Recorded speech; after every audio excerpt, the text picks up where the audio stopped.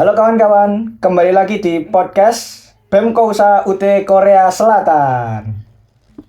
Kali ini bersama kami dari Divisi Mentoring dengan saya pembawa acara Lucky Dimas Alfani dari semester 3 Sastra Inggris UT Korea Selatan dan sudah bersama dengan saya Mas Haikal dari Divisi Mentoring. Halo teman-teman. Baik Mas Haikal, bisa memperkenalkan diri Anda kepada para pemirsa? Oke Mas Luki, jadi perkenalan dulu nih ya. Iya. Perkenalkan, nama saya Haikal, saya semester 5 jurusan manajemen di UT Korea. Saya di sini sebagai anggota divisi mentoring di BEM Kosa. Selanjutnya ada pertanyaan atau gimana Mas Luki? Baik, tapi sebelum kita masuk ke topik kita, kita mau menjelaskan dulu nih kepada pemirsa, apa sih divisi mentoring itu dan fungsinya di BEM Kousa UT Korea Selatan ini apa? Baik, untuk divisi mentoring ini fungsi dasarnya adalah untuk memberikan wawasan atau pengetahuan tentang perkuliahan di UT Korea ini untuk teman-teman dari semester 1 sampai semester 8 atau setelahnya gitu. Jadi fungsi utamanya seperti itu. Nah, untuk divisi mentoring ini dibagi dua untuk subdivisinya, yaitu ada yang fokus di karir sama mentoring, sama mentoring tuton gitu. Jadi yang satunya fokus di karir, bagaimana kita mengembangkan karir supaya untuk persyaratan lulus gitu ya. Selanjutnya untuk perkuliahan secara umum gitu. Jadi tugas kita itu membimbing siswa yang di semester akhir maupun di semester awal gitu. Iya, Jadi betul hampir sekali. semuanya kita cover gitu ya. Ya, betul sekali Mas. Oke. Jadi seperti itu ya kawan-kawan tugas dari kami divisi mentoring di BEM Kousa UT Korea Selatan ini. Oke, kita akan masuk ke topik Mas Haikal. Di sini kita sudah ada dua pertanyaan dari dua mahasiswa baru UT Korea Selatan. Mari kita simak pertanyaan pertama dari mahasiswa ini. Assalamualaikum warahmatullahi wabarakatuh. Perkenalkan, nama saya Muhammad Iksan Ilmiawan, bisa dipanggil Iksan.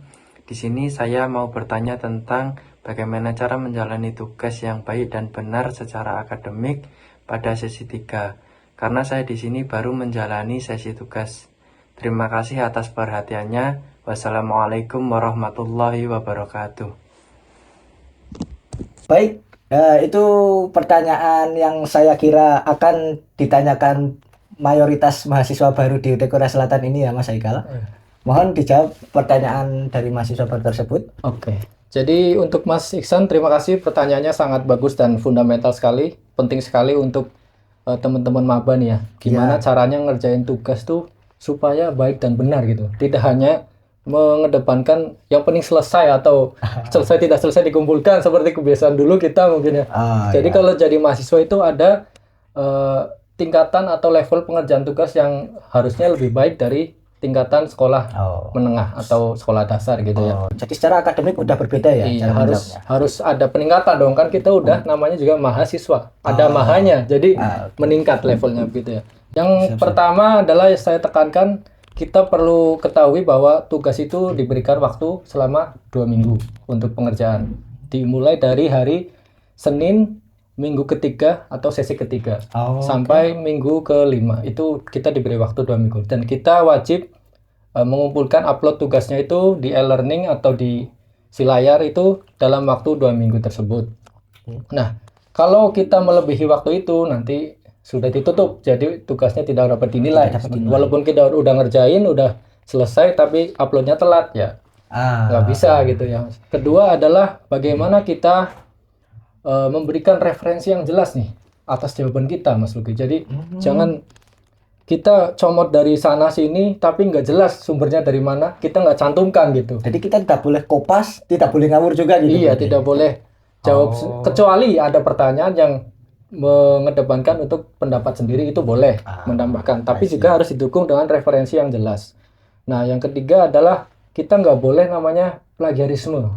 Seperti yang tadi Mas Luki bilang, copy paste itu tidak boleh ya. Copy paste jawaban temannya, misalnya, wah temanku ini udah ngerjain dan jawabannya keren, mending saya copy paste aja, jadi saya leye-leye aja tinggal upload, itu nggak boleh. Terus juga dipahami pertanyaannya dengan baik sebelum menjawab, jadi jawabannya tepat pada poin-poin pertanyaan yang diberikan. Mungkin itu saja Mas. Terima kasih Mas Haikal, semoga penjelasan yang disampaikan Mas Haikal tadi dapat bermanfaat bagi para mahasiswa baru yang mendengarkan podcast ini ya.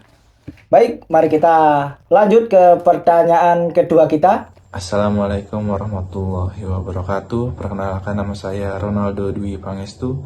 Saya dari Prodi Sistem Informasi. Izin bertanya tentang bagaimana cara kita menjaga semangat kita dalam mengikuti pembelajaran di universitas terbuka ini. Dan juga saya mau minta tips dan triknya bagaimana cara kita bisa membagi waktu kuliah dan kerja kita dengan baik. Sekian pertanyaan dari saya. Terima kasih. Wassalamualaikum warahmatullahi wabarakatuh. Oh, oke. Itu pertanyaan kedua yang saya kira dia menanyakan tentang tips cara mengatur waktu dan cara menjaga semangat kita dalam pembelajaran.